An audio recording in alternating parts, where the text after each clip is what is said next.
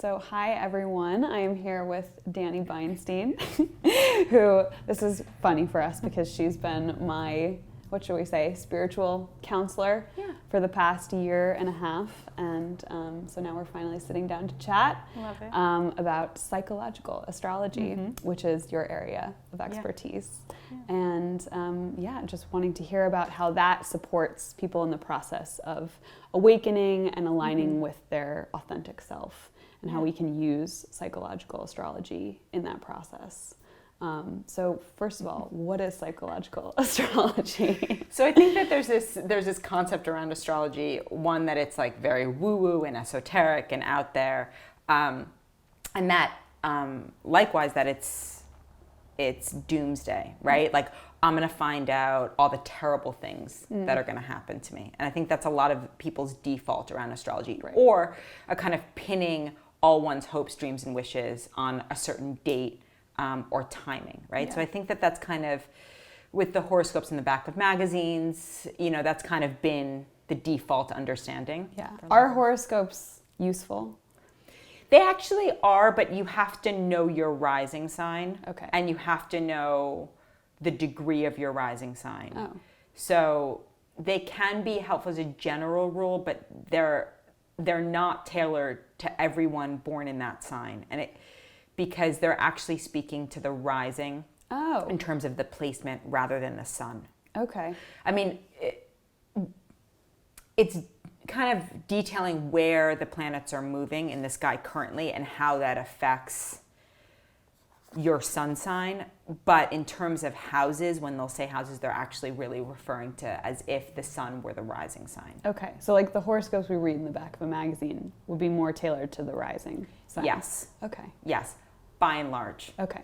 By and large. Got it. Not when we're dealing with opposition. So it's certainly not the thing to go to.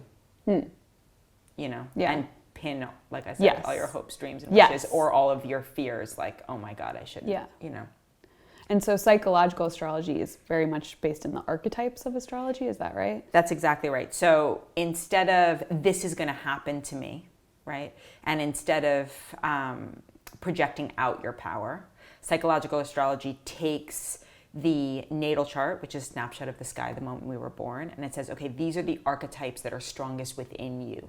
These are the patterns or behaviors. And how can you use those to the greatest effect? Because the truth is that growth is cumulative and our actions have effects. So, for example, if let's say in a horoscope, it says, Venus is transiting your fourth house. This is a good time to beautify your home. That would be like a very kind of surface level reading, right? Yeah. Well, okay, but it's contextual in your own life. Like, how do you relate to home in your natal chart? Like, what does home mean to you, right? So it's not just what's happening on the outside. It's who are you and how are you utilizing your natural gifts and talents? Because a lot of times through conditioning, we actually separate from our core joys and our authentic expression. And the other thing about authenticity is that in the spiritual world, there's a lot of talk of be authentic. That gets tricky because that can kind of be this ethereal thing. Like, well, what does that mean? Right. What does it mean to be authentic? Right. And then like feeling the pressure to define yourself. Yeah. Yeah. And so I think a lot of also with astrology that happens, people will be like, well, I'm a Pisces, so no. You have a Pisces sun, but you have a lot of other aspects to your chart. And also you get to choose because the shadow side of Pisces is escapist and addictive. Hello. I'm a Pisces sun. But the really high vibration is like inspired, creative, attuned to seeing oneself as a vessel through which downloads can come. Yes. An attunement to the mystical. Yes. So it's not an excuse, right? So this puts the agency and the power back in the individual. Yeah. As opposed to giving it away and saying, well, this isn't going to happen until then, or I shouldn't work on my home until Venus transits my fourth house. Well, no. Or not make any decisions until Mercury retrograde is over. So to me, it's all about empowering the individual. Right. So kind of flipping astrology on its head. It's also funny because I also, people will come to me and they'll say, one of the most common things is, I don't want to have an ex kid. Meaning like, my mom's a Gemini, geez. I don't want to have a Gemini kid. And I'm like, good luck. You're probably going to have a Gemini kid. Because even if you don't have a Gemini kid, you're getting Gemini rising, you're getting Gemini moon, you're getting something. Because if you have that much resistance to it, there's something that there's there for you to learn. Yeah. And also, you're probably predicating it on someone that you know who maybe is living the shadow, and also it may not be their sun sign. They may be living into the shadow of something else. So there's a really reductive conversation that happens among a lot of people around astrology, right? Like, I can't date this person because none of that is true. So yes, it really looks at the archetypes and how we are made up of a series of archetypes. We're never just one thing. And it's kind of like Jung talking about the collective unconscious, right? Like, we exactly have all those characters inside of us. It's exactly that, right? And, a lot of times, like, I have a fair amount of clients who are lawyers, and who, some of them, not all of them, some of them realize, kind of like Michelle Obama in her new book, was like, wait, I don't even know that I want to be doing this. I just was so attached to the idea of achieving based on conditioning that I went for this thing. But actually, if I think about it, when I was a little girl, like, I was in my bathroom, like, making potions, so maybe I really want to be like an herbalist or a botanist, right? So it's peeling back the layers of conditioning to what the core self really is. Right. And that's a lot of what psychological astrology is as well. Yeah. It's like, what are the core archetypes that exist within you? Right. And we have each of the signs of the zodiac. Like, we have each of them in our chart somewhere. Yes. So it's not that, you're a Pisces sun, you don't have Gemini somewhere going on. Correct. Right. Correct. It's just some have greater prominence than others. Yeah. Right? So they're stronger in us depending. And they're going to make up the theme of your life in a way. Yes. And like what the core lessons are. So as much as I believe in transcendence, and I'm a huge believer of transcendence, I do believe we're earthside in order to learn and grow. Yes. And so there's certain karmic lessons that we're here to master. Yeah. And so that can be revealed in the chart as well. Cool. Talking about karma, and kind of coming into this life having a karma that we're working through and lessons that we're here to learn. Is there somewhere in your chart that will tell you that, or is your whole chart itself really the makeup of that? It's a really good question. So I think in very, traditional astrology, they would say it's where Saturn is. Oh, okay. It's your Saturn sign. I see it a little bit differently because... So the zodiac sign that Saturn is in. Yes, yes. And the house. Yes. Yeah. And any aspects it's making to any other planets. But so that's one thing that I'll look for. But I also will get a general holistic read on a chart. And if I look at the North Node, which is where the soul is meant to go, the lessons the soul is meant to move into. And opposingly, the South Node, which is where the soul comes from. And I look at the chart. And so, for example, let's say someone has a North Node in Pisces, right? Which is me. Which is you. But let's say most of their chart is cardinal. So cardinal energy is controlling, and Pisces is all about letting go. Yes. Are you describing my chart right now? Maybe a little bit. It's actually referring to a couple that I had yesterday. But yeah, something that I see a lot, which is like that. So it's not just the singular kind of quality of the North Node. It's looking at the chart as a whole.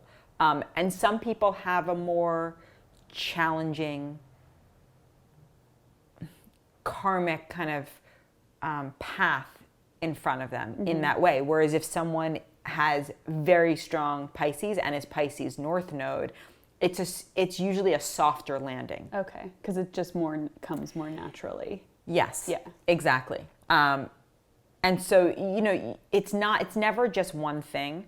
It sounds so bizarre, but I liken astrology a lot to cooking. And I'm not by any means a cook or a chef, but it's like if you look at a recipe and you look at all the different things in the recipe. You may go, how is that all going to come together? Or that sounds not good, or that sounds bland, but then you take it as a whole and it's this whole unique thing. So we also think of astrology a lot of times as like, oh, well, I have my Venus in Sagittarius. I don't personally, but someone has a Venus. Yes. So therefore, you know, I'm a huge explorer. Well, not necessarily. You could be philosophical. Also, Venus can kind of be your mating call. It's what you're attracted to, how you attract. Right. You could attract by being philosophical or attract by being a world traveler.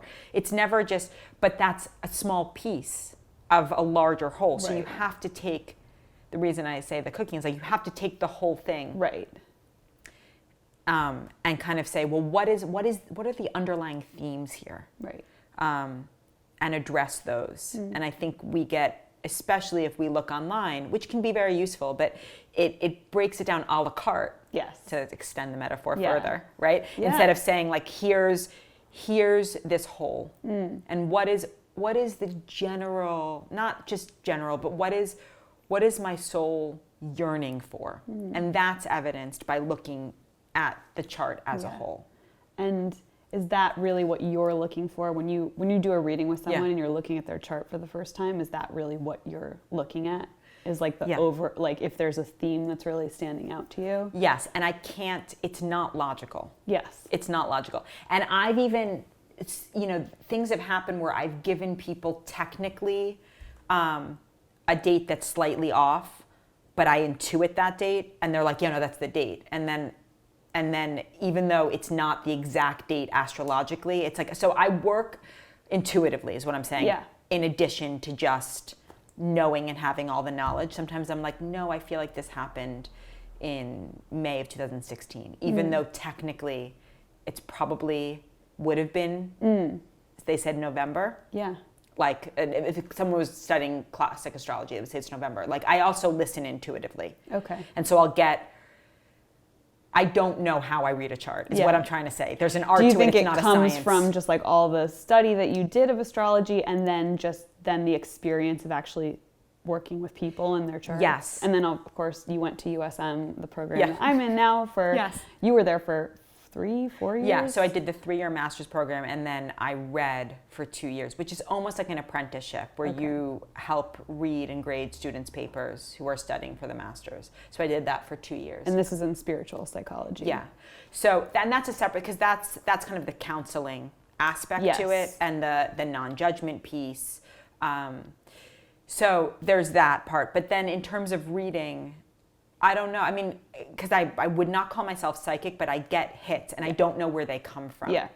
Like I remember I was talking to a client of mine. She was not living in Los Angeles and I was like, I don't know. I mean, I could see you moving here and living on Tiger Tail, which is a street up in Brentwood. And she's like, that's the street that I'm obsessed with, the house that I want. Like, and I don't know where that comes from. But I can't say like, if someone's like, when am I having a baby? I can't. Right. But sometimes it'll just come through. So there's, I guess what I'm getting at is there's an art, not just a science to reading.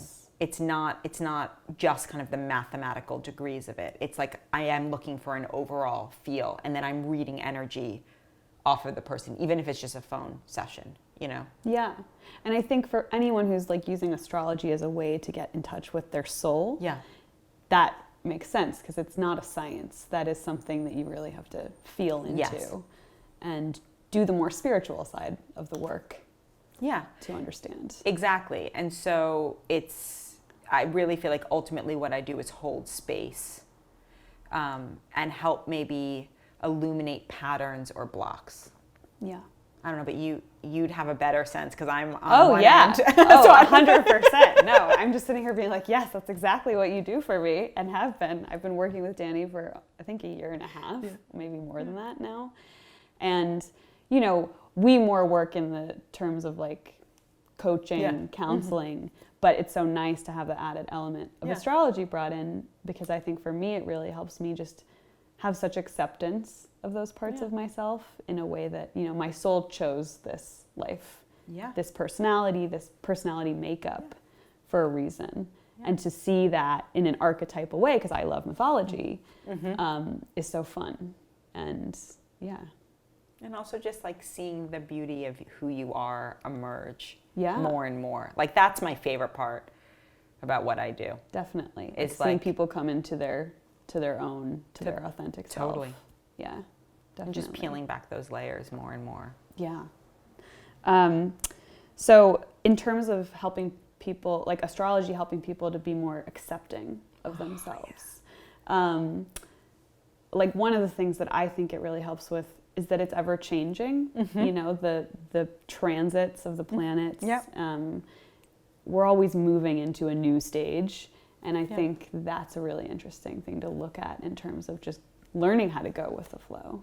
I don't know if you have thoughts on that. 100%. That we are dynamic and the world is dynamic. So another thing that we crave, I mean, probably the chief thing we crave as humans, or most people do, is a sense of certainty, right? That's why most people reach out to astrologers traditionally. Right. And I like blow the lid off because that completely. They want you to predict their future. Yeah. I literally blow the lid. I don't think anyone comes to me for that reason, because they probably read a little bit, and that's not my approach at all. Okay. But that's like the traditional, tell me, who am I? Right. When am I going to get married? When am I going to find a job? When am I, all those things. And, to me, it's just the beauty of it is that we are dynamic and the world is dynamic, and it's really about living into that fluidity and one's own, intuition. And I really try and guide my clients into listening to their intuition. And here's the thing, it's like there's no wrong path. It's like if you listen in and you're directed somewhere and the feedback is that's not the right, okay, then you learn something. There was probably something around that intuitive hit that wasn't fully clean or clear, so it's also not about avoiding any pitfalls, because to be alive, to be human, there's going to be grief. Yes. There's going to be sadness. There is going to be blocks, but there's also going to be incredible joy and transcendence. And then there's just going to be the days where it's like, it feels like nothing's happening. That's all part of it too. So I think it is really beautiful to tap into that and to be able to hold space for my clients wherever they are in that journey and whatever day they're having. Yeah. But to kind of look at the larger theme, because I think we're so like with social media, it's like it has to happen right now. Right. It's like right. And people get very worked up. Don't have any patience. Yeah. Yeah. Or sense of time, really. Like the way the seasons change, just everything. We're so disconnected. Totally. It's like it's winter. It's about hibernating. It's about, moving inward. And I think it's, I see, and I get it. It's like, everything's built on advertising and selling something. And it's very easy to take a snapshot of someone, because a lot of what I'll deal with with clients is envy or jealousy, or I can't have that, and it's like, yes, you can. But timing is everything. Right. It's like there's an astrological element to that for sure. But it's like if people see me on Instagram and they see that I'm traveling a lot, yeah, okay, I didn't leave the country for 11 years between 2005 and 2016. 11 years, right? So it's like you're seeing something at a moment in time, but you're not seeing me when I was having my Saturn through the 4th house transit, which was me in fetal position flying. And that's not going to be everyone on, when they're having their Saturn. That was through mine. The 4th house is... It can be a structuring or a restructuring of one's core self or foundation. And it can be a very slow moving transit. It can feel like life isn't progressing at the speed you want it to, but it's also where you lay the foundation for everything. So everything that I'm doing now was built during that time, where the foundation of it was built. But that's also me. I also take into consideration, all the other aspects of someone's chart. That was also my Saturn return. So it's not always the Saturn return when it's happening in the 4th house. It's whatever house Saturn was in your chart when you were born. Yes. And basically the exact degree. Yes. Or does your Saturn return start before it reaches that degree? You're going to be feeling the effects of it before that, right? It's an interesting question, because I had 2 different clients say to me the other day, same day, back to back, oh, my Saturn return isn't 2 years. And I was like, no, it hovers around the degree point. Okay. So just because Saturn moved into Capricorn, if you have Saturn in late degree Capricorn, you're not going to really feel that. until this year. Okay. Yeah. Into 2020. Like I think my sister's going through hers right now, but mine was like a year and a half ago, maybe. Yeah. And we're both Saturn and Capricorn. Yeah. But your tail end. Right. Right. So it's going to be felt differently. So it's not a 2-year transit. But it is that just time in life between 28 and 30. Right. Can feel fraught. Yes. Can we talk more? What is the Saturn return, just in a nutshell? So Saturn return is when Saturn returns to the point it was the moment we were born. Mm-hmm. Usually happens at 29, can happen 28, 30, but in that vein. And it's when we feel called to really mature, to start to really identify with our life path. Now, it's also a time where fear is ramped up, or societal pressure, or tribal pressure. So a lot of people will... they'll start to experience achievement, but it's not always necessarily based on what they truly feel called to do. Mm-hmm. So they'll start to feel that impact around 37 or so. But it's also a time of recalibration. Some people decide to get married, some people out of get pressure. Forced. Some people out of pressure, some people because it's authentic. Yeah. Right. It's totally different, specific. Yeah. But it's a powerful time. And you'll see it around you. Right. Oh yeah. At that age, right? Oh yeah. it's I mean, universally and that was true. my experience completely. Yeah. It was all the societal tribal pressure, like you just spoke about, just came to a complete head for me, and I had to, face that. What's authentic, what's mine, what have I adopted to try to please others. I feel like that was really my Saturn return lesson. Yeah. Yeah. Right on time. Yes. Perfect. Which I'm still, integrating and working through, even though I think mine ended in December of 2017 or something. Yeah, because life, we have to integrate whatever happens to us. If you're getting married, your marriage starts on the day of the wedding. It's not like, oh, I don't have to work on my relationship anymore. Right. So whatever comes forward at your Saturn return, that then becomes the material that you work with moving forward. We were describing it like the inciting incident in a film. 100%. And that's what prompts the change or the transformation. Exactly. But then you have to, you don't have to, but life will happen and you'll build from that place. Right. So whatever the awareness is that came forward, or conversely, awarenesses that were stuffed out of fear, those will come up. Are there themes you're seeing for people with Saturn and Capricorn? Boundaries, especially if they have strong Libra. Yay! So boundaries, integrity, backbone, ethics. But backbone. So just being able to stand up for what your truth is. Because Capricorn rules the skeletal system. Oh, okay. So it's what is the core? What is the core? And also things that I'm seeing come up are in the shadow side. It's how important is status? How important are status symbols? Sometimes father issues. Because these are all Saturn themes. And Capricorn. Yeah. I guess more Capricorn themes. But both, because that's the sign that Saturn's associated with. Yes. So it's in its home sign. So also issues around authority. We're seeing that collectively. Yes. Right? And anything about establishment. So giving power to the establishment, whatever the establishment is.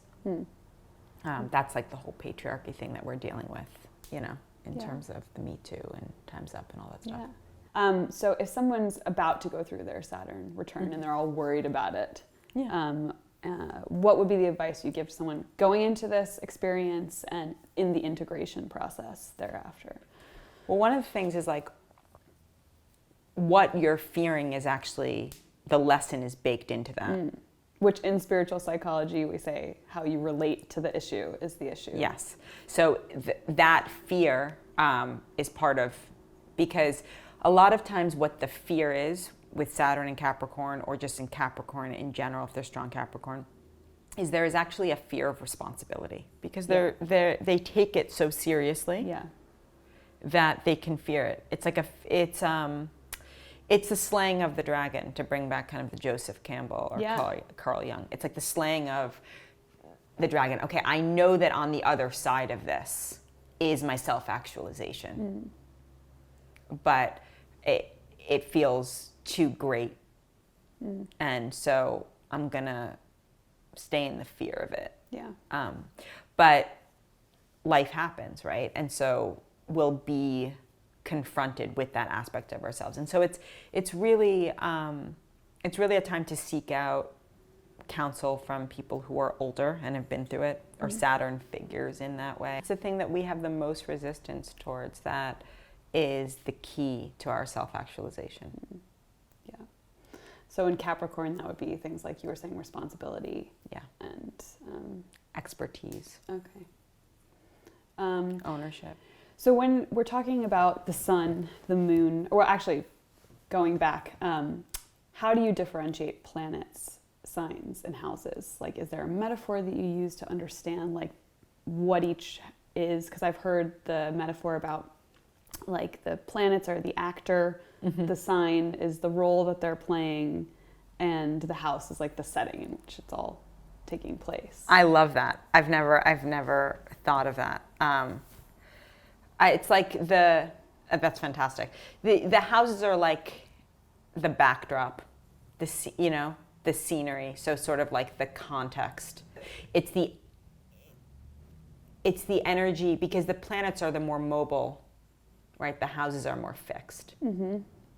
Right. So in terms of transits, it's like you have your houses and the transits are moving through. Right. Your natal chart is fixed, or your natal promise is fixed. But that sense of, I think of it just more as flavoring. I'm going to bring it back to the cooking. It's like different flavoring, right? So if you have your moon in, let's say, Sagittarius. Sagittarius is the adventurer and the explorer and the philosopher, right? But what if you have that moon, which is your core needs, but you have it in the 4th house, which is home and roots and ancestry? It's like, well, okay, that's going to flavor something that actually wants to be on the move. So maybe you'd feel most at home while you're traveling? Would that be how that would show up? Exactly. Cool. Or most at home in philosophical inquiry. But you're not going to be as attached to a place. Whereas if you had Taurus in the 4th house, it's going to be much more rooted. Okay. Yeah. Your moon in Taurus. So then planets versus signs. That's the planet is really just the part of the personality that you're looking at? Yes. Okay. Yes. So for example, the sun is your essence. It's how you shine. It's not even it's like what you do naturally without even kind of thinking about it. Okay. Your moon are your needs. It's your core needs. Your rising sign, I think of it as your mask. So it's like, it's the personality that you develop out of the gate. A lot of times, a parent will be one sign and their child will be that sign rising, because they're modeled, And that just happens naturally. Like, wow, that's so cool. Yeah, so I see that a lot. So the rising sign is mirroring the essence of the parent, but over time that starts to lessen in its power. Okay. And its presence. Venus is our feminine nature, how we attract, what we're attracted to. Our Mars is our masculine energy, how we go after what we want, our drive. And then whatever signs each of these are in is going to be the particular way that you express that. Exactly. Yeah. Exactly. Mercury is thought and communication. Jupiter is where we expand. Saturn is where we have our lessons. Neptune, it's such a slow-moving planet that it's generational, but it's more about Neptune's aspects. But Neptune dissolves, can confuse, can also transcend. Because I know there's some debate about this, like the planets, because those planets until they were discovered weren't even part of astrology. Yeah. So are they are just as relevant as the planets that are closer, or the planets that are closer? What are your thoughts on that? The planets that are closer are personal planets. Okay. So they're felt more intensely in the personality. The ones that are further away are outer planets. So they're more out of our control, if that makes sense. Yeah. It's like things that happen to us. And then how we integrate that. In the natal chart, they're not as personalized. They're not as deeply felt. Okay. So the ones we'd more be looking at would be up to Saturn. Yes. Right? Okay. But not inclusive of Saturn. Not inclusive of Saturn. Inclusive of Saturn is a personal planet, right? No, Saturn's not a personal planet. Saturn's an outer planet. Okay. So the personal ones. That's how I perceive it. Because it's like Saturn is bringing along structure to that part of your life. Whereas like Venus is your mating call, what you're attracted to. Okay. Mars is your drive, the masculine planet, how you go after what you want. Mercury's thought and communication. Whereas Saturn is like, where is the structure? Okay. And then Uranus is like, let's blow the structure off the lid. Right. Neptune is like, let's dissolve, let's transcend. Jupiter is expansive. Those are the outer planets. Okay. Does that make sense? Yeah. Okay. Yeah. Question about sun versus rising. Because we like to try to see if we can guess what people's signs are just by talking to them and spending time with them. But is your rising sign going to be what's more noticeable in a person? Yes, I think especially up into the Saturn return. And I think after the Saturn return, the sun gains more prominence because that mass starts to slip away. Got it. More and more. It's still there, but it's less prominent. Okay. Right, because rising is really your persona. And the Saturn return is helping you kind of strip away that persona to your essence, which is the sun. Exactly. So getting into sun signs, it'd be so cool if we could go through each sign. Yeah. And we can talk about the signs, just as they show up, wherever they are in your chart. Yeah. But the sun's really where you shine in the world. Yeah. It's like it's just kind of like your default. Like if you're in a healthy individual, they're expressing that at greater and greater capacity. But it's not, they don't have to think about it. It's like it just is. Just like on your own in your natural state when no one else is looking. Like, who are you? Exactly. Whereas the moon is your, it's your needs. Your needs. It's like what you need from the world. In a way, could you think of it as like what you need to feel mothered? Because it is the mother. Right. Yes, 100. Like what feels nurturing to you. Okay. So someone with moon in Sagittarius needs to travel. They need that, or they need that kind of philosophical expression.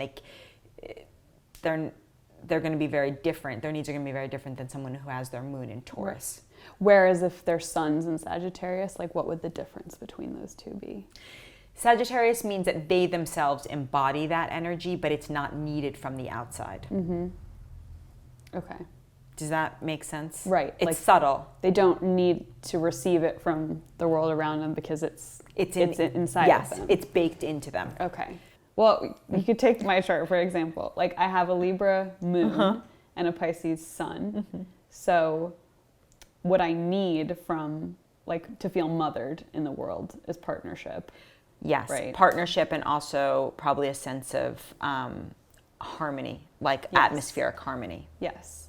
But with my Pisces sun, you just express naturally a sense of connection to something larger than yourself and a sense of going with the flow. That's your essence. Mm-hmm.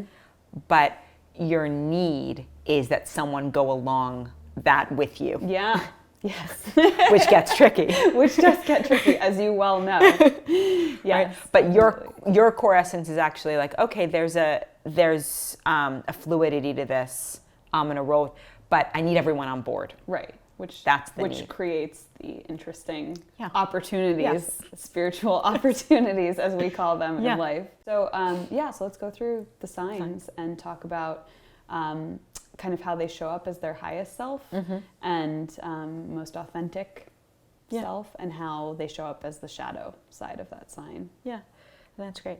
So Aries, first out of the gate, right? I liken Aries to the tarot, the Fool, and the reason I do that is because that's the first card too in the tarot deck. Yes, and Aries is the first. In the yes, zodiac. But it's more because there's a wisdom. There's actually a wisdom in the leaping in. Aries does not overthink.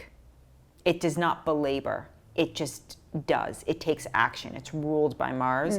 It's a cardinal sign, which means it starts things. And it's fire. So it acts, right? So there's an impulsivity to it. Now, impulsivity can have a shadow side. Yes. Right? Also the aspect of shadow that can be in Aries is a selfishness. But again, there's perception to that.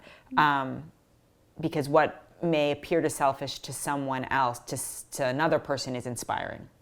Because Aries is enterprising and can inspire others, right? Like it doesn't, like I said, doesn't overthink. Right. It just jumps right in. Initiates. Yeah. Initiates. It also, it can be a champion of the downtrodden, right?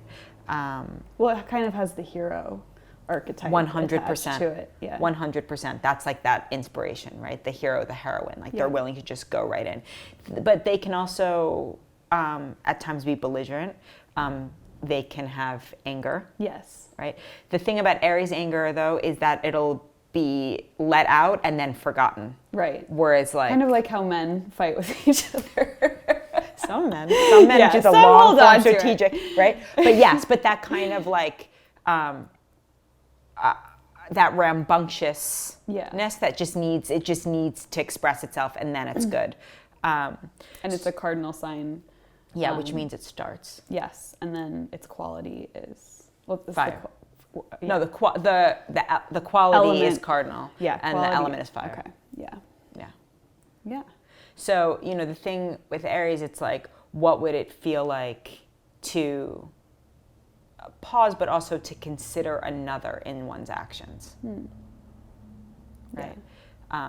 Because to try to think before you act. Yeah, but it's also like you don't want to, and see how that feels, because if that feels so unnatural, you're also learning something about yourself. Right. But Aries. So to integrate.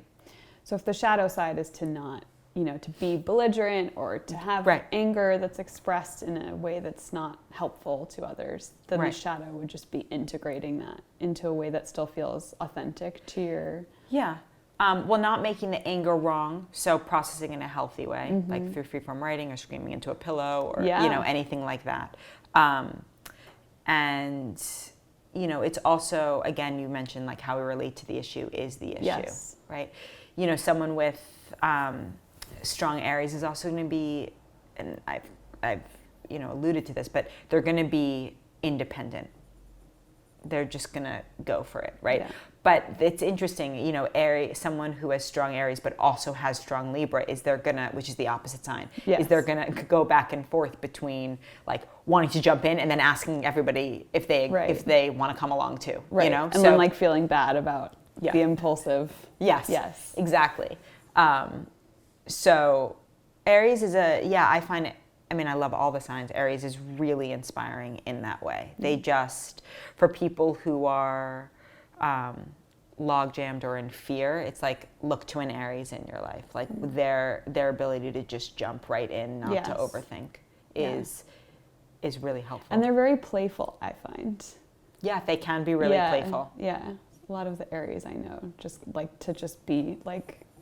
They're fun. It's kind of like a childlike. Yeah. Because it's the first sign, right? Which is associated with that stage of life. And I am. Here I am. Yeah. Yeah. They are fun. And they're fun-loving.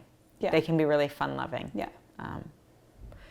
But usually there is some kind of athletic quality. Not always, but often there is like an athletic quality to them. How about Taurus? So if Aries is like, I am, Taurus is I own, I have. Right? When a baby's born and they start to talk, what is one of the first things they say? Mine. Right? It's like, this is mine. That's my sister's a Taurus rising. I think that was her first word.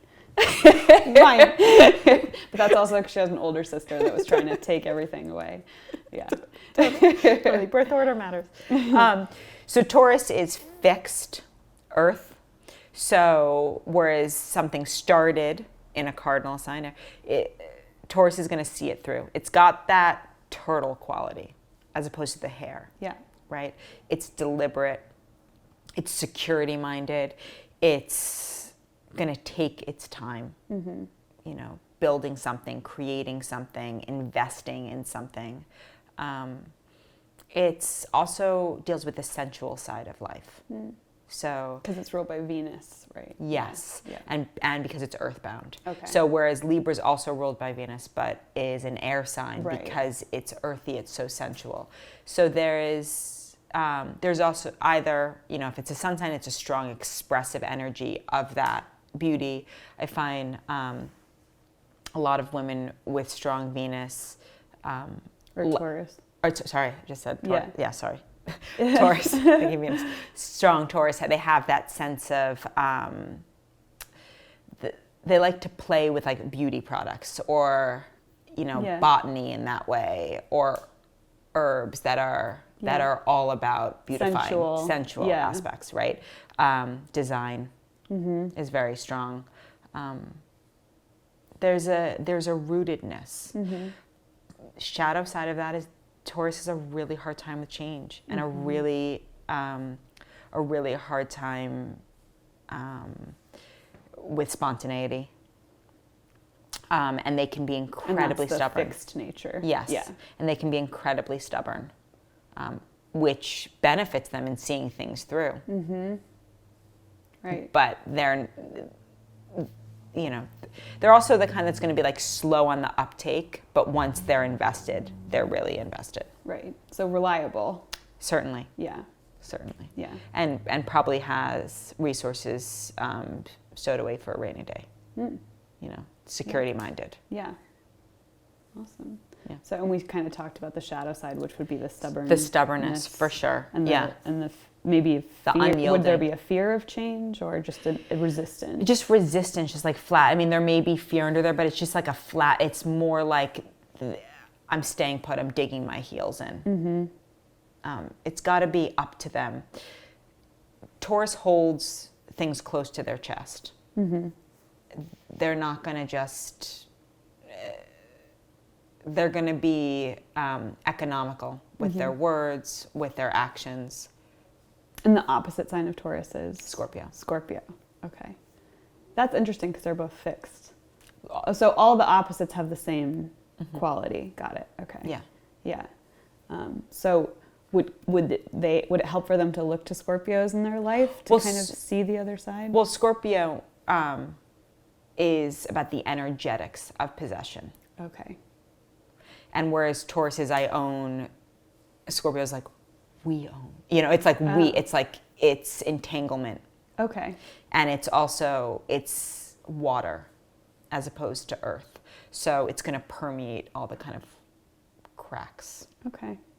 So Gemini is mutable air. So it is incredibly adaptable, very, very curious, but also will get bored very, very easily. So something that you'll hear Gemini say a lot, of someone who is strong Gemini, is interesting.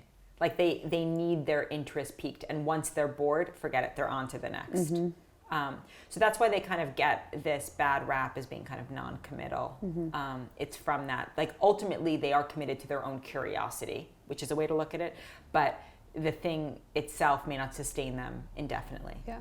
So there's that. They're also really socially adept and really can be very charming. And that's kind of why they get the bad rap as like two-faced, because they can be one way to one person because they're adaptable to that scenario, and then one way to another, adapting to that scenario. But the real kind of shadow, so that's one shadow, but another real shadow that Gemini has is gossip. So which is like the spreading of surface information for no legitimate purpose, because Gemini is a connector, so sometimes gossip can be a way to like forge connection, right? But it's not like deeper connection. It's more the surface level of connection. Yeah. Yeah. Okay. I'm just trying to think of other Gemini questions about shadow. Because I know this one gets really misunderstood. It does. And a lot of people, are like, oh, I'm a Gemini. And I'm two-faced, or I'm a liar. No, and none of that is true. I mean, every sign can lie. Every single sign has that capacity. It's more just, it's more really that they need to,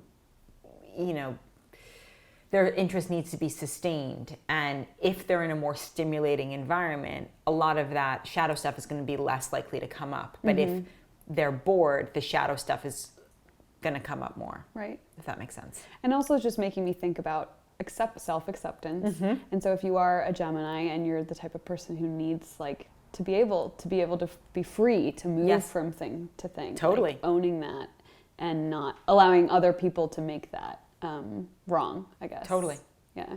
And Gemini energy can be very spontaneous, which is also, and they can be very funny, very witty and funny and charming. And I don't think Oscar Wilde was a Gemini. I don't know what Oscar Wilde was, but some of his witticisms, I kind of associate him with Gemini, but I don't actually know what sign he was. Yeah. But okay, we'll have to look that one up. Totally. I wonder if he had Gemini in him. Okay. And then after Gemini, what is it? Cancer. Cancer, yes. So now we're back in a cardinal sign. Okay. So each cardinal sign opens up a season. So in the northern hemisphere, it is summer. And, Cancer is nesting, home, right? They're also security-minded, highly impacted by their mother or maternal figure. They form deep attachments. The shadow can be kind of clingy. But would you say possessive is part of Cancer? Yeah, it can be, but more clingy, whereas Scorpio is going to be a little bit more possessive, or Taurus is going to be a little bit more possessive. But more, they're slightly different, but more clingy is going to be shadow more than. And they're, they like to nest, they like to take care of, they like to nurture. So even if they're not an actual mother, they're going to be a caretaker in some way, shape, or form. But less from the kind of Virgoan task-oriented and more from the emotional, nurturing place. Okay. So the shadow side would just be the clingy aspect of the personality? The clinginess, I've heard overly emotional. Yeah.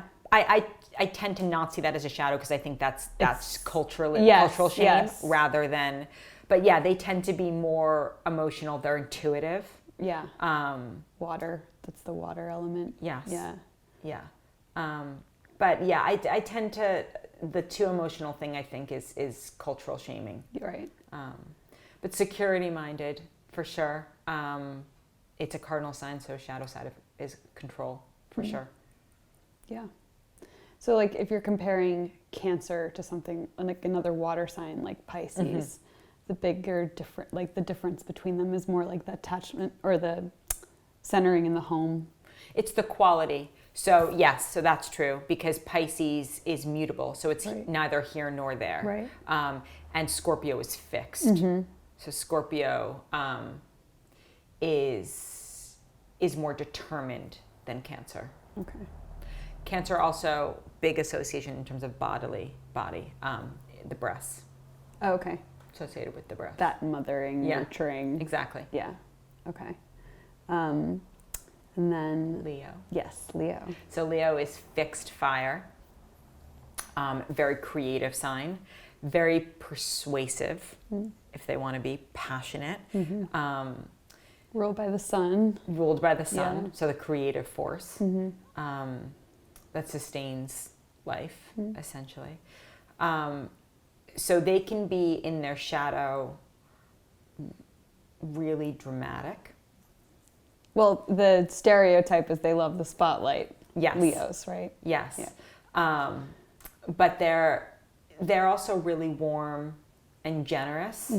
And I think, I think of the shadow as like the kind of dramatic, regal to the point of like entitlement. Like egocentric. Yes. Yeah. Exactly. And, you know, wanting persuasive, like to the point of like really wanting it their way. Okay. Yeah. But very creative. Yes, creativity. Creatively, really. because it's the life force, it's the sun. Right. And also kind of the solar plexus. And I find them to be like people who people like to be around and are drawn to. Like the hearth, like the fire. Yeah. You know, people are drawn like moths to a flame. Yeah, Jeff, my husband, is a Leo rising, and I've always noticed that in him. People just feel so comfortable around him, just naturally. Yeah. Yeah, it's a really beautiful quality. Yeah. Okay, and then Virgo. I'm not good with my order here. Okay, so Virgo. So it's funny. So like in Leo we create, and then in Virgo we edit. Right. So Virgo is it's ruled by Mercury, which is thought and communication. But it's also it's not as it's mutable like Gemini, but it's still earthbound. And Virgo will adapt to the situation, but in a way to try to perfect it, whatever it is. But it's also very observant. That's why a lot of writers are Virgos. They're observant. They're also very self-contained. The shadow is perfectionism, to the point of paralysis, or procrastination, right? But they're more adaptable at the same time. It's an interesting paradox at the same time as being self-contained. Yeah, I always thought that was interesting that Virgo's mutable. Yeah. Yeah. It's like clay. Okay. Mutable earth, right? It can be adapted. Right, but still has that grounded quality. Very much so. Yeah. And Virgos always want to like tweak. If I could just make this in any, and it can be different forms. It can also be like, I'm going to clear the space, I'm going to declutter, but it can also be intellectually. I'm going to declutter. I'm going to find the clearest argument for whatever I'm trying to say, or, you know, it can be efficient in that way. So it doesn't have to just be in physical form, even though it's an earth sign. And that's really the editing that you're talking about. And the self-care. Because Virgo's the only sign that's image is just a woman unto herself. So it's the harvest, you know. It's like... Yeah. So is it a feminine sign? It is a feminine sign. Okay. All earth and water signs are feminine. Okay. All air and fire are masculine. Okay.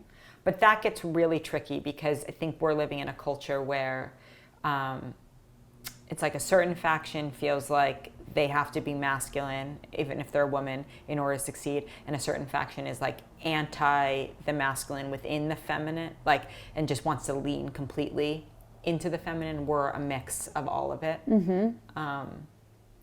But yes, it is. And so in your chart, I would guess, like, if you have more masculine signs versus feminine signs, is that will affect your energy, personality? Yeah, you're going to be, by and large, more action oriented, more with yang more energy, masculine energy. Yeah. Then you're going to be more receptive, feminine energy. Right. And we're talking about the energy of masculinity and femininity, not male female. Not right. Or how you're going to look. Yes, and completely. appear. It's energetics. Yeah. It's more just your approach to life. Yeah. Exactly. Okay. Let's see if I can. Yes, Libra. Now we're at Libra. Libra. So Libra's opposite. So now we're finally hitting the oppositions. So Libra is opposite Aries. So I'm very familiar with this one. Yeah. It's partnership oriented. My moon and my rising. Yes. Partnership oriented, seeks harmony, atmospheric harmony. So it's ruled by Venus. It is cardinal air. So it can be controlling, but the way it controls is by trying to control the other, because that makes it feel safe. That's the shadow side of codependence. Yes. But because codependency really is the shadow of Libra. Yes. Yeah. 100%.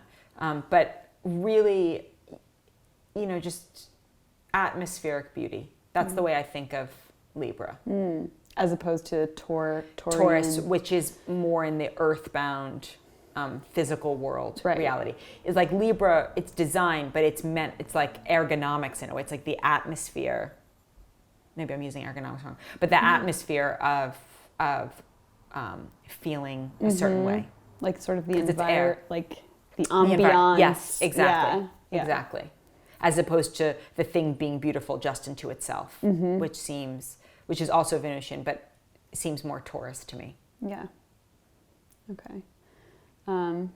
So something that Libra really, can help them a lot is thinking about like, okay, what if I did put myself first? What would that feel like in opposition to Aries? Yeah, because it's interesting, even you saying that it's like scary. Yeah. To think about that. Yeah. And I've also heard with Libra that it's sort of like the mirror, the idea 100%. Of like, and I don't know if you can speak more to like exactly the use of that. Well, relationship is a mirror to projection, and right, so it's a place that our shadow goes, but we don't really delve into our shadow until Scorpio, which is the next sign. But we're meeting our other. Right. And so the mirror is like, okay, if you are triggered by something in someone else, it is within you on some level, or you're doing that to yourself on a subtler level. Which is true for everyone. Yeah. But sort of the theme. But our 7th house, which is associated with Libra, the energy in our 7th house is where we really project, or we draw in that personality type. Yeah, and it's interesting because I feel like with Libra, the other idea with the mirror is like you need to see yourself reflected in the other people around you. Yeah. In a way, it's like the way you connect. Yeah. To life. Yeah. Yeah. You need that other, and also it's not bad. Like we are designed for relationship. We have mirror neurons. Like we do not exist in a vacuum. So yes, the shadow is codependence, but the highest state is interdependence. It's not independence, right? So it's neither the shadow of Aries nor the shadow of Libra. It's just, here I am whole, here you are whole, here are the places that we merge, here are the places that we go our separate ways, and we support one another. But it's like, one isn't all good and one isn't all bad. I think sometimes we get in this idea of like, I've got to do it on my own, but no one does anything. That's like with like Walden, right? It's like Thoreau did not actually live completely on his own. You know what I mean? Right. So I think we get into this illusion of it, like this illusion of full self-sufficiency. That we're supposed to be that way. Yeah, it's like Into the Wild, that beautiful book and movie about that kid that went into the wilderness and didn't make it out. Right. Because I think that there is that element of, yes, like it's also like deeply American, like this concept of like, well, we're doing it on my own. Yeah. But that's not healthy either. Right. So I just, there's a lot of talk about like the shadow of codependency. The tribal way of living. Yeah. It's like integrating it all. It's like we get into these very, codependence is bad. Yeah, it's not great, but it can actually be the gateway to interdependence. Right. Yeah. Does that make sense? Definitely. Like having to face your, it's just like how the pendulum always has to swing all the way in the other direction to find that middle ground. Exactly. Yeah. Okay. And then Scorpio. Which is fixed water. So I think Scorpio, probably Gemini and Scorpio, maybe Pisces get the worst rap of all the signs. Yeah. And I think it's so unfair because Scorpio has such a reservoir of energy available to it. And I think it has to do more with our collective shadow around like witches, like going back to the Salem witch trials, like in before, just kind of this idea of Scorpio has the power to manipulate energy. We all do. But they're a very resilient sign. They are open to transformation. They are unafraid of the shadow elements of life. And so to me, Scorpio becomes a scapegoat for what like a lot of us darkness. don't want. Yeah, a lot of us don't want to look at, which is very much part of the human psyche and human existence. And that has, that has to do with everything from money and shared resources and taxes and sex and, just all of our shadow elements culturally speaking, and then how they relate to us on a personal level. But it's the things that aren't comfortable to discuss that Scorpio's more comfortable going there. So the traits of Scorpio, of someone who's Scorpio, would be deep, very deep. They're certainly not going to like the spotlight. People who have strong Scorpio and Leo in their chart simultaneously are very interesting, because part of them really wants a spotlight and part of it is like eye roll, like no. They're going to want to burrow deep. They're not going to want surface conversation. They will probably go through a series of transformations in their life. So if you're like, wait, I thought that person was like that, and that it's not the flittering of like, I'm going to just try this on for size. Like, they've probably gone through a full-on transformation and are now emerging anew. They're determined, and also they give enormous energy, but if they feel that they've been crossed, they will just amputate. Yes. They will just cut off. So in some ways, they communicate more energetically than they do verbally. Right. I find it to be not a verbal sign. Like sort of really careful with what they share about themselves. 100%. Yeah. 100%. And very aware of energy. Can probably read a room. Yeah. Which makes, because I know with Scorpio also, they tend to be really great with business and like finances. And They can be, yeah. yeah. For sure. Or like enterprising, not in the Aries way maybe, but yeah. Yeah, because they can read, because finances are psychological as much as they're anything else. A lot of what we deal with when we deal with finances is psychology around it. I mean, we can say what we want about the stock market, but it reflects our own psychology. It's not its own thing. Yeah. Right? It's indicative of the temperature. Right. And we give power to money. Like a piece of green doesn't have any meaning. Right. We ascribe meaning to it. So Scorpio recognizes that. Scorpio recognizes that everything is energy. Like at a core Which makes level. it very powerful. Yes. Yeah, in that way. Yeah. Yeah. Okay. And they're self-contained as well. So if a Scorpio wants to address their shadow side, They're not going to have a problem. yeah. They're going to be like, unless something else is going on, or their Scorpio is in the 7th house or something, they're going to be like, game on. Okay. They're going to be into it. Yeah. Yeah. So what would be their Getting sort of- too stuck in the shadow. Okay. Like addicted to their shadow, or overly attached to their own seriousness or their own intensity. As much as it's beautiful, they can get trapped there. Okay. Kind of like trapped in the underworld, like Hades. Yeah. That's really interesting. And so working on that for them would look like Allowing light in, allowing joy in, allowing lightheartedness in. the opposite sign of Scorpio Is Taurus. Taurus. Okay.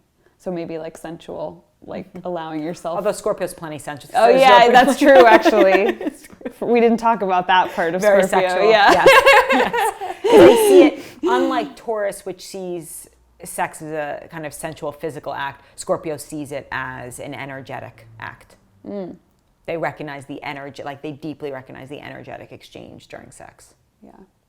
So you got to think twice about relationships with Scorpios. No, I'm just kidding. They have a very hard time. They can amputate, but they have a very hard time if someone else, because they got their hooks in. Yeah, you just got to want the intensity. Yeah. It's a beautiful thing. Yeah. If you've been around a Scorpio and you can feel the presence of their energy, if it is absent in your life, you will feel it. You will feel it. Yeah.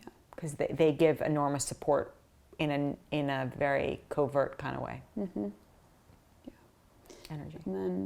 And Sagittarius.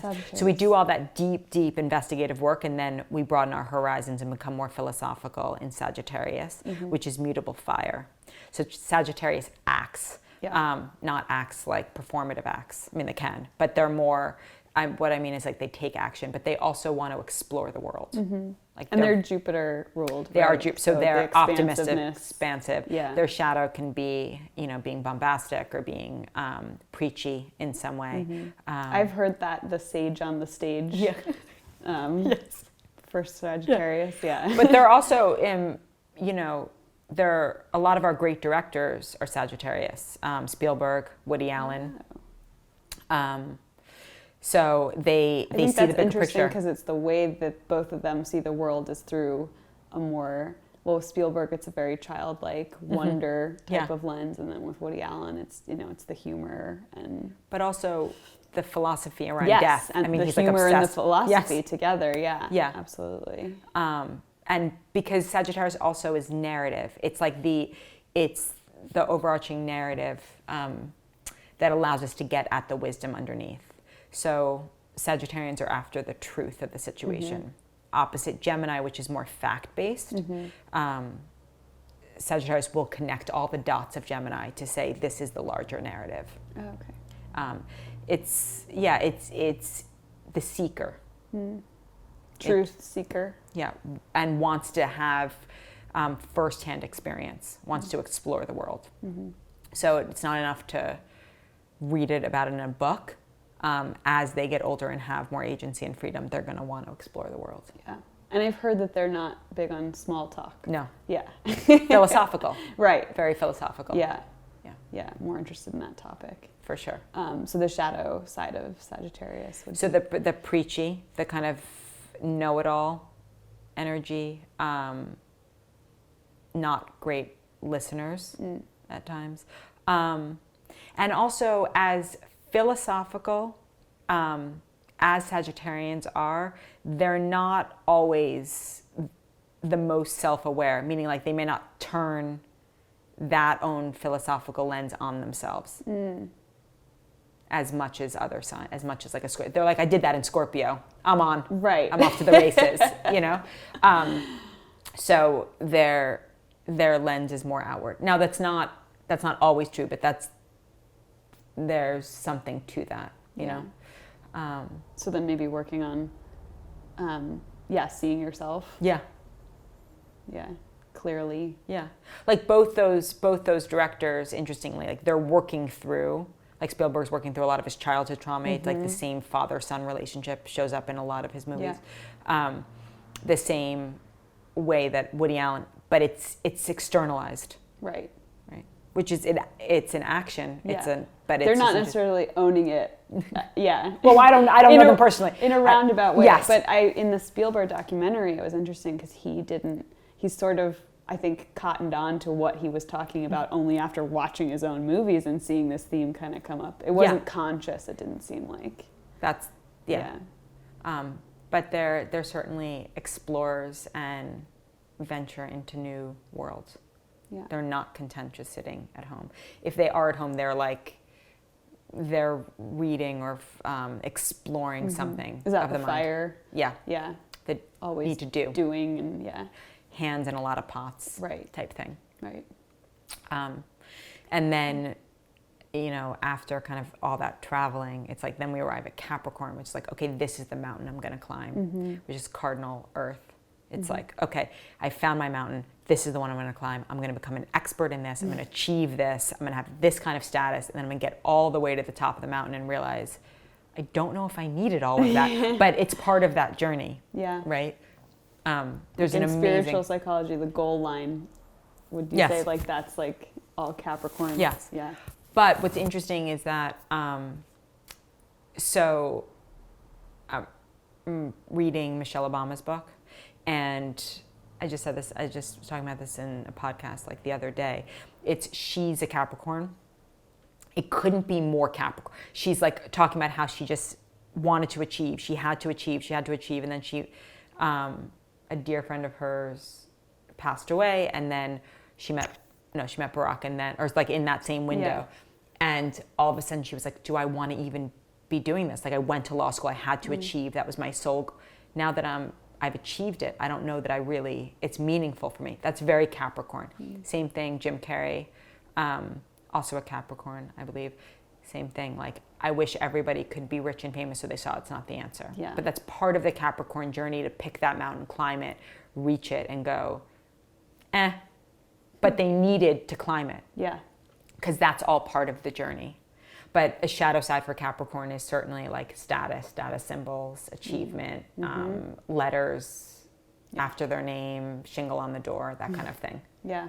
Yeah. Yeah. So, because it's so interesting, because I feel like Capricorn is so pertinent to where we are now, culturally. 100%.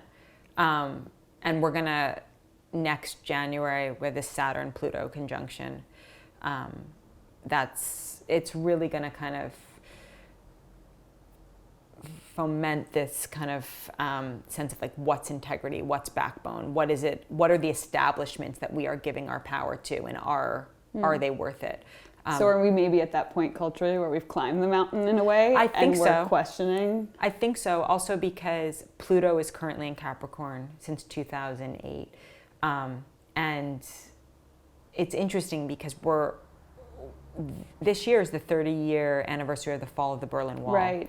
So those having their Saturn return have the energy of that fall, which was actually a kind of a rising up of democracy, right? So I think energetically, Saturn and Capricorns have this kind of energy. It's I like to call it rebel with a cause, because there's this sense of forward momentum and breaking out of the old, but not without a deep sense of purpose. Right.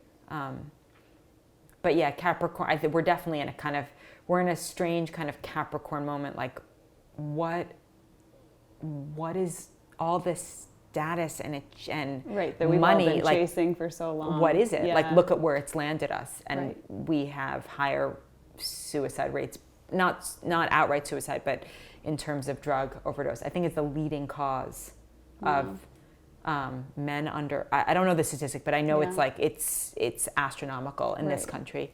And that's like a loss of a sense of purpose. And it's particularly in the high achieving cultures, I've heard, because I know there was that article about Silicon Valley kids growing up there. Those kids, and then also, across this country where people can't get jobs. So they feel a sense of loss, which is a sense of purpose, which is Capricorn.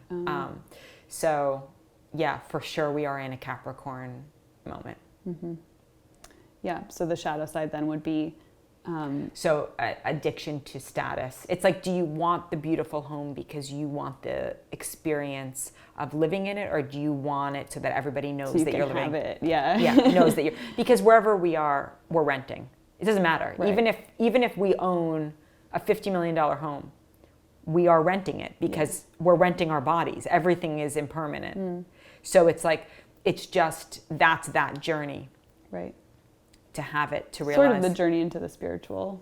100%. Yeah. So it's not a not spiritual sign by any stretch of the imagination. Yeah, so it seems like for Capricorn, a great sort of experiment would just be to like reevaluate maybe, like what are your motivations and what are your intentions? Because it's not, achievement isn't by any means wrong. I mean, the mastery of something and also overcoming fear, which is very Saturnine, so Capricorn, is a beautiful thing. It's like, but who are you doing it for? And I think that's the kind of ultimate question. Like, are you doing it for your own self-actualization? Are you doing it so that you can tell other people? Because that will ultimately, it will prove empty, but it's all just part of the journey.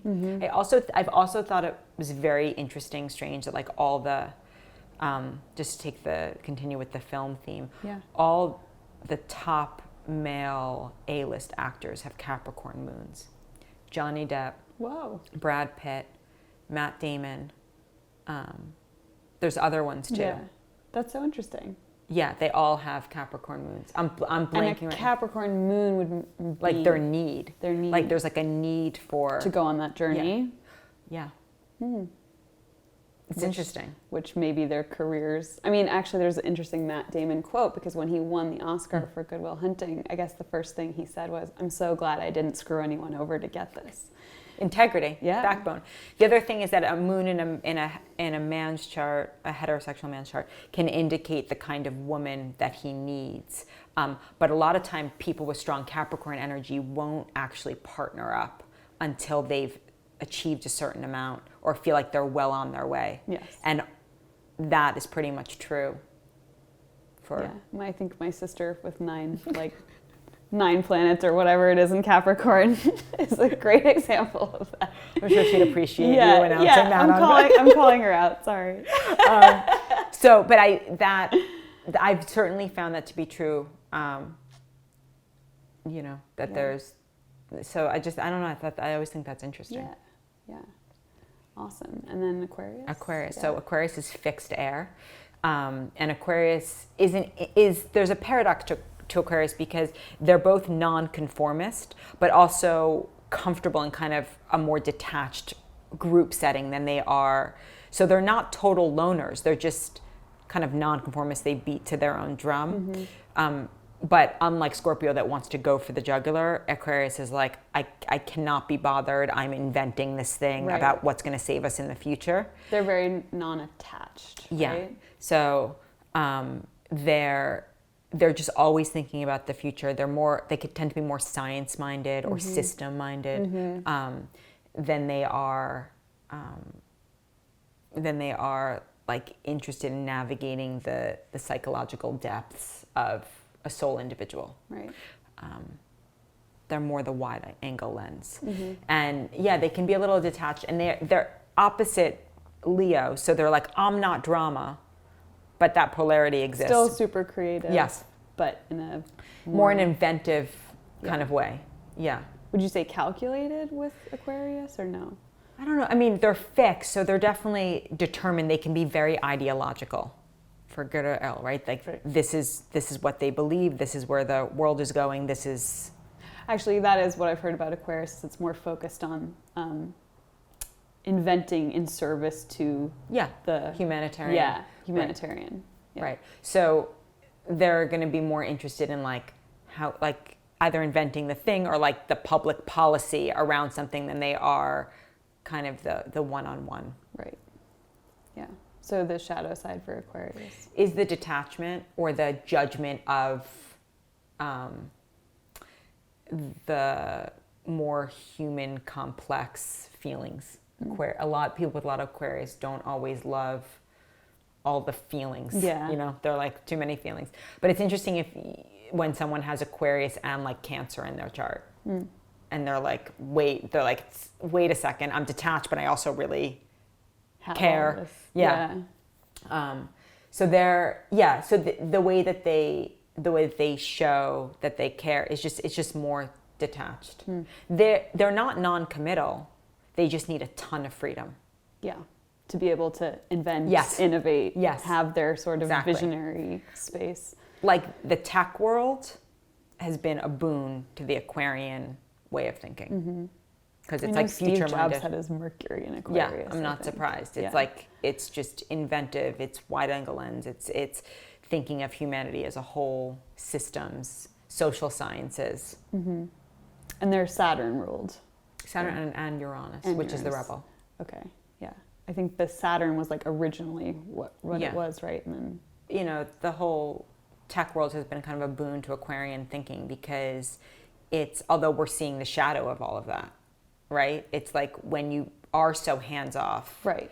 What happens? And shut off from your emotional and the shadow of the human experience that, it can, in a way, Aquarius can kind of have a rose-colored lens because it's so future thinking. Okay. And so it's like if a scientist is going to investigate a hypothesis, they're doing it with a positive, they're assuming that they're going to come up with something, but they may leave out a whole part of the equation in order to serve the agenda of that hypothesis. Right. Does that make sense? Yeah. And Aquarian can have that a little bit. Like, I'm fixed on this. This is my ideological lens. This is my viewpoint. And anything that gets in the way is not in service to that. Right.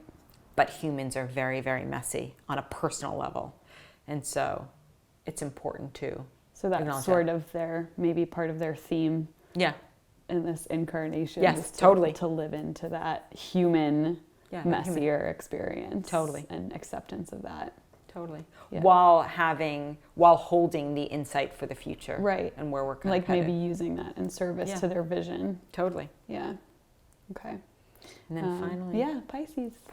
So Pisces contains everything within itself, and it's this world and the other world. It's the final sign. So it's mutable water. It's fishes swimming in opposite directions.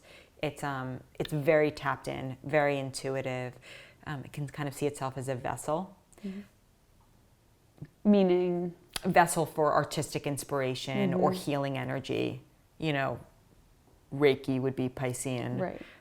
So seeing yourself as a vessel for, like, you know, spirit, the spirit, spiritual. Yeah.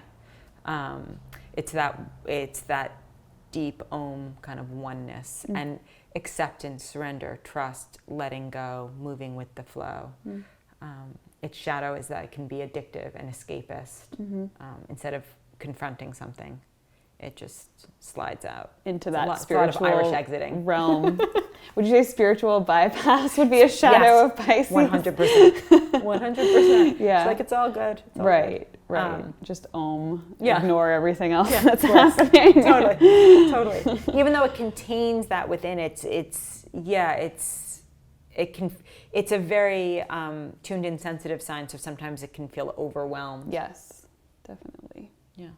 Speaking from experience on that one, yes. So they're super intuitive, right, Pisces? Yeah, very tapped in. And sometimes can be more tapped in for others than necessarily for itself. Can be for itself. But it's like, it's really, Pisces is about getting out of its own way to allow it all to come through. Right. Yeah. And it's ruled by Neptune. Okay. And the significance of that is the, like you said, dissolving and underworld. Yeah. Not the underworld, the sea. It's all about what is reality. Like Salvador Dali would be like a perfect Piscean. I don't think he was a Pisces, but I'm just saying that kind of art, maybe he was, but like that kind surrealism. of art. Yeah. It's like, what is real? What is time? What are all those things? All of that is relative.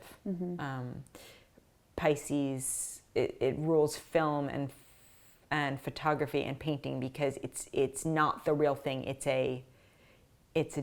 Not a distortion, but another fantasy. lens, on the thing itself. Yeah. So it has that. It has that just surreality to it. Almost like a way to connect, the human to the spiritual. Yes. It's like the connection between the two. Exactly. And that's, I guess, why, they connect Pisces so much to the arts. Yes. Which is our medium, really. Yeah. To be able to experience. Yeah. And the healing arts. The visual arts and the healing arts. Yeah. Yeah. And it seems like with Pisces, something I experience is follow through and being able to bring these ideas into reality is kind of a struggle. Because it's not an earth sign. Yeah. And it's not a fixed sign. Yeah. It can be very formless. It's like water, right? It can seep into everything. Right. So yes, and that's why I said like getting out of its own way is the best thing Pisces can do. What would that look like?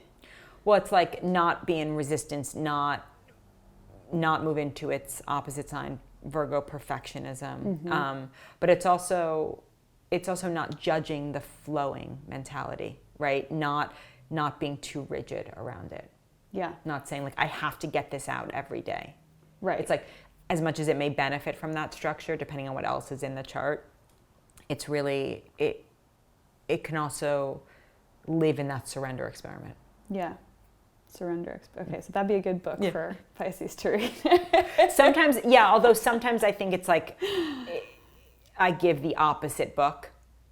Oh, yeah. So like if I find someone who's like very cardinal and very controlling, I'm like, try that, just read the surrender experiment so that opens. Whereas someone who is if very you're already mutable, living into your Pisces flow, then I might say like, okay, what is Stephen Pressfield's War of Art? How do you take that? Like, how does that resonate for you? Yeah. Whereas for me, that kind of just made my controlling side, which I'm trying to work on. Or it's like, you know, even like Penny Pierce's like leap of perception, which is kind of out there, and like telepathy. Like, I'll kind of say like, okay, well, if you're living in the flow, let's go to the next level of the flow. What would it be like to be really tapped in? Like, and let go and trust that. Yeah. It's an interesting one to navigate, being tapped in that way, but also being in reality. Yeah. Yeah. Yeah. It's not the easiest karma. No, and I think in general, just with any sort of like spiritual awakening, and the more you're kind of on that path, you start to really wonder, okay, what is my role being here? Totally. Yeah.